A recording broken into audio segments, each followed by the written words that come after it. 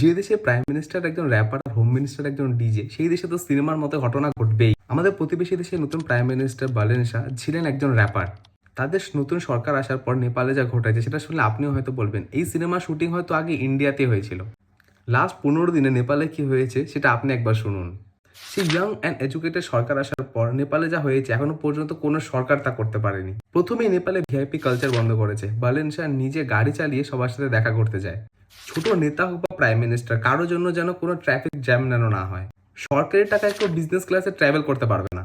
Berlin Shah নিজে declare করেছে তার ফটো যেন কোনো সরকারি অফিসে না থাকে। পুলিশের কাছে এতটা পাওয়ার দেওয়া হয়েছে তারা যে কোনো মানুষের গাড়ি চেক করতে পারবে, সাথে প্রাইম মিনিস্টারের গাড়ি কেন না হোক। 1990-এর পরের থেকে নেপালের সমস্ত নেতাদের private property details publicly publish করতে হবে, যেন প্রতিটি মানুষ দেখতে পারে। আর সমস্ত বেআইনি প্রপার্টি রিকভার করার জন্য স্পেশাল কমিটি বসানো হয়েছে। ক্লাস 5 পর্যন্ত নো এক্সাম, পাসপোর্ট লাইসেন্সের কাজ সমস্ত অনলাইন, হেলথ কেয়ার নিয়ে আরও অনেক কিছু করেছে। এত কিছু করার জন্য একটি 100 দিনের প্ল্যান অনলাইনে আপলোড করা আছে, যেন প্রতিটি মানুষ দেখতে পারে কি হচ্ছে আর কি হবে।